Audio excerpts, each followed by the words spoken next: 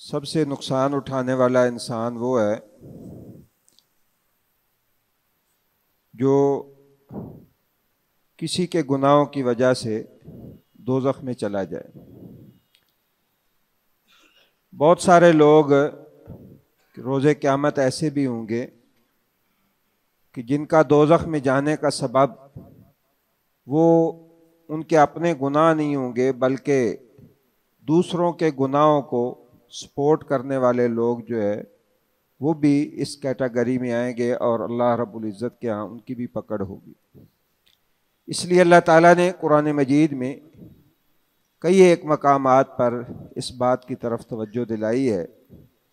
فرمایا وَلَا تَرْكَنُوا إِلَى الَّذِينَ ظَلَمُوا، تم ان لوگوں کی طرف نہ جھکو، ان لوگوں کے ساتھ تمہارا اٹھنا بیٹھنا، تمہاری حمایت اور سپورٹ نہیں ہونی چاہیے جو ظلم کرنے والے، ورنہ پھر تمہیں بھی دوزخ کی آگ جو ہے وہ اپنی لپیٹ میں لے لے گی۔ وَلَا تَعَاوَنُوا عَلَى الْإِثْمِ وَالْعُدْوَانِ، اللہ تعالیٰ نے قرآن مجید میں ایک مقام پہ فرمایا ہے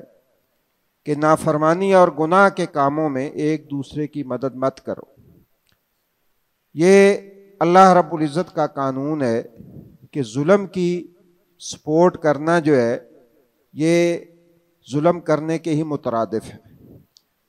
اسلام سے پہلے یہ رواج اور یہ طریقہ کار رائج تھا کہ آپ کا ہم منصب، آپ کا قبیلے کا فرد اگر کسی جرم کے اندر مبتلا ہوتا اور وہ اپنے قبیلے کو، اپنے خاندان کو آواز دیتا تو وہ یہ نہیں پوچھتے تھے تم سچے ہو یا جھوٹے ہو، وہ اس کی سپورٹ اور مدد کرتے تھے۔ نبی کریم صلی اللہ علیہ وسلم نے عدل کا نظام قائم کیا اور یہ فرمایا کہ تمہارا جھکاؤ اور تمہاری سپورٹ حق کے ساتھ ہونی چاہیے، وہ تمہارا اپنا ہو یا کوئی دوسرا ہو۔ تو آپ صلی اللہ علیہ وسلم نے ایک موقع پہ فرمایا انصر اخاک ظالما کان او مظلوما، کہ اپنے مسلمان بھائی کی مدد کرو وہ ظالم ہو یا مظلوم ہو۔ تو صحابہ نے عرض کیا اللہ کے رسول، مظلوم کی تو سمجھ آتی ہے کہ ہم مظلوم کی مدد کریں، ظالم کی مدد کیسے؟ آپ نے تو ہمیں عدل و انصاف کا حکم دیا ہے، تو ظالم کی مدد ہم کیسے کریں؟ رسول اللہ صلی اللہ علیہ وسلم نے فرمایا ظالم کی مدد یہ ہے کہ اس کا ہاتھ ظلم سے روکیں، یہ اس کی مدد ہے، یہ اس کی سپورٹ ہے کہ اس کو ظلم سے روکا جائے۔ اور ایک حدیث میں جو مستدرک حاکم کی ہے، سیدنا عبداللہ بن عباس رضی اللہ تعالی عنہ اس کے راوی ہیں، رسول اللہ صلی اللہ علیہ وسلم نے فرمایا جو کسی ظالم کی مدد کرتا ہے اور وہ ظالم کسی کا مال ہتھیا لیتا ہے اس ظلم کی بنیاد پہ، تو یہ بندہ جو اس کی مدد کرنے والا ہے فقد برئت منہ ذمۃ اللہ ورسولہ، وہ اللہ اور اس کے رسول کی ذمہ داری سے نکل گیا ہے۔ بلکہ آپ صلی اللہ علیہ وسلم نے ایک حدیث میں یہ فرمایا جب تک وہ اس جھگڑے سے باہر نہیں آتا ہے، وہ اس سے برات کا اظہار نہیں کرتا ہے اور اس سے لا تعلقی نہیں کرتا ہے، اس وقت تک وہ اللہ کے غضب کے اندر رہتا ہے، اللہ رب العزت کا غضب اور اللہ کی ناراضگی جو ہے وہ اس کے اوپر رہتی ہے۔ اس لیے ہمیں زندگی میں یہ دیکھ لینا چاہیے کہ ایک تو انسان خود زیادتی کرتا ہے، تو کئی دفعہ یہ ہوتا ہے کہ انسان جو ہے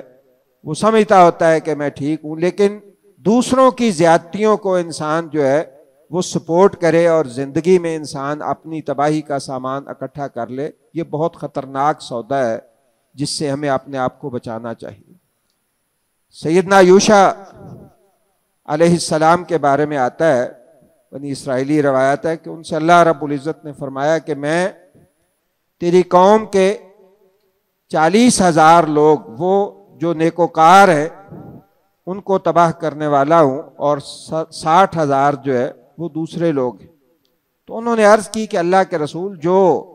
نیکوکار ہیں ان کو کیوں تو تباہ کرنے والا ہے؟ تو اللہ رب العزت نے فرمایا یہ جو ظالم ہیں یعاقلونہم ویشاربونہم، یہ انہی کے ساتھ کھاتے پیتے ہیں، انہی کے ساتھ بیٹھتے ہیں اور انہی کی سپورٹ کرتے ہیں، بے شک وہ خود ظلم نہیں بھی کرتے۔ اس لیے ہمیں اپنے آپ کو اس طرز زندگی سے بچانا چاہیے، اور ہر شخص کو اپنی عاقبت اور آخرت جو ہے اس کو مقدم رکھنا چاہیے۔ اس لیے کہ انسان کی آخرت اتنی اہم ہے کہ وہ انسان کی اولاد سے بھی زیادہ اور انسان کے مال و اسباب سے بھی زیادہ اہمیت رکھتی ہے۔ اللہ تعالیٰ مجھے بھی اور آپ کو بھی یہ سمجھ دے کہ ہم اپنی آخرت کے معاملات ان کو فوکس کریں اور ان کے اوپر توجہ دیں۔ اللہ تعالیٰ ہم سب کا حامی و ناصر ہو۔ سبحانک اللہم و بحمدک، اشہد ان لا الہ الا انت، استغفرک و اتوب الیک۔